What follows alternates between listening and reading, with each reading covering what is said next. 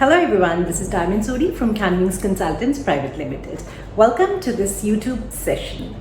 So in this particular session, I'm going to be talking about the 491 visa. Now you must be wondering why I've decided to talk about the 491 visa. The reason simply being that in my personal assessment, for all practical purposes, this is going to be the one visa which will be most available for offshore applicants. And when I say most available, I mean even for those who are currently eligible for the 190 visa, but eventually the states will be giving preference to 491 nominations for offshore applicants than 190 nominations. So how exactly does this visa work? So for those of you who are not aware, this is a fairly new visa that was started in November 2019. And this visa operates pretty much in the same way that the 489 worked earlier. So the first thing you need to do for this visa is choose an occupation. Now you have about 35 skills assessment bodies that assess different occupations. So the first thing you need to do is identify the right occupation for yourself. Now there are three lists of occupations, that is the MLTSSL, the STSOL and the ROL. Fortunately, for those applying for a 491 visa, all these three occupation lists are available for a 491 visa. Once you've selected on an occupation, you need to calculate your points and see whether you're meeting the 65 point mark or not. Once you are able to calculate your points and you know that it's amounting to 65 points, then you need to apply for a skills assessment.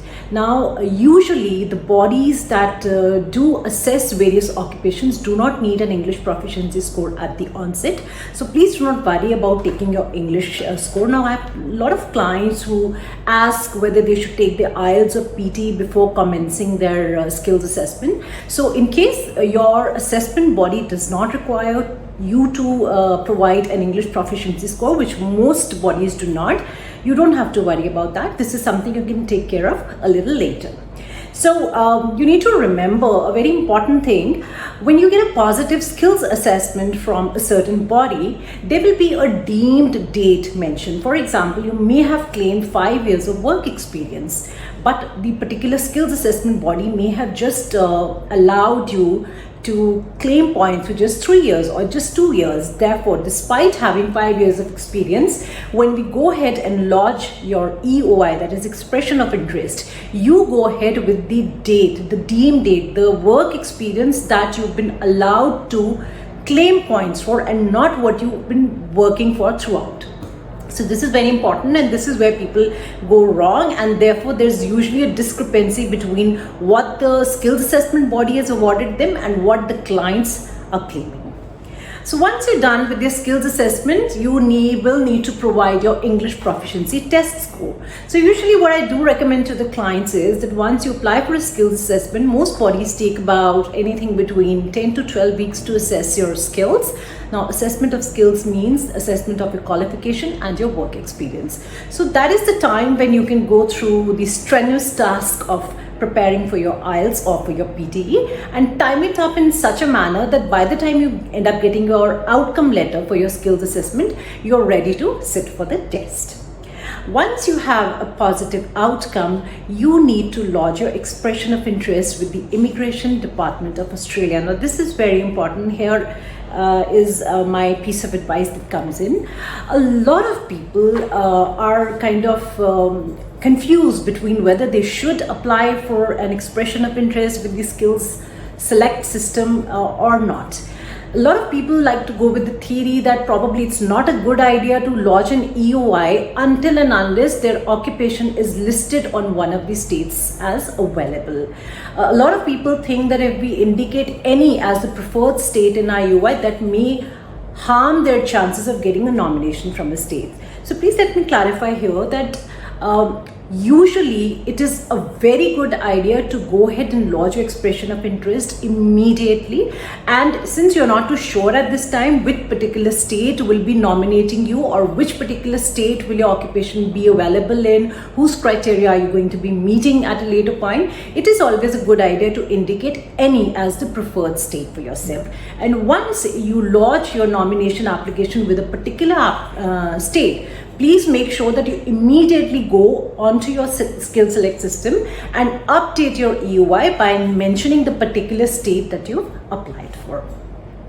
Now, it is very important that you continually keep on monitoring the states for nomination opportunities. Unfortunately, a lot of people who've got their skills assessments and probably even lodged the expression of interest with the Immigration Department of Australia have this one question, and the question is, I've lodged my EOI, but I have yet not got a nomination. Now, please understand that lodging an EOI does not mean that a state will come up to you and tell you that, here we found you and please come and lodge an application for a nomination. So you have to proactively go ahead and apply for a nomination, which means that you will have to keep on monitoring all the states, regions for occupations to become available, and then you'll also have to check out the criteria associated with those occupation, and whichever state you think fits your profile and whose criteria you're meeting,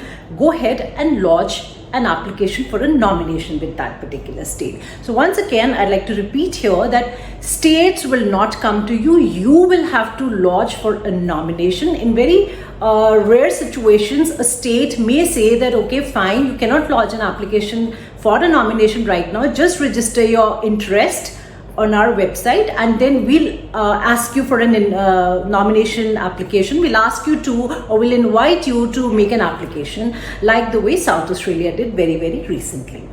So once you've lodged your expression of interest and you've lodged, let's say your occupation is listed on a particular state, you have to lodge your application, and that means meeting all the criteria of the state, ensuring each and every document as per the requirement is attached with your application.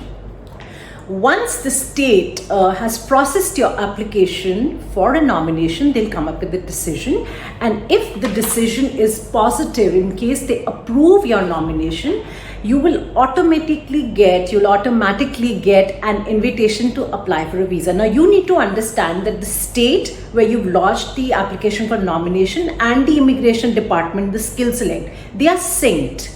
So the moment you get let's say an email that your application for nomination has been approved, within a matter of minute or 2 minutes, you'll get an invitation to apply for a visa from the skill select system. So your application portal for a visa for a subclass 491 gets activated. That is the time when you are eligible to apply for a visa as well. Now, this window for application remains activated only for 60 days. So you have to ensure that you lodge a visa application within 60 days, else that invitation expires and you lose the opportunity. So once you apply for a visa application, you need to undergo your medical examinations immediately after the application lodgement.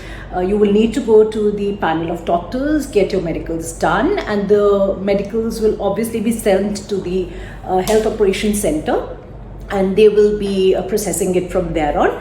And once your medicals are done, there's pretty much nothing that you need to do at your end, unless and until the case officer, the visa officer, sends you any request for any outstanding documents. Then you have to provide those documents within 28 days, else there's nothing you need to do but just wait on.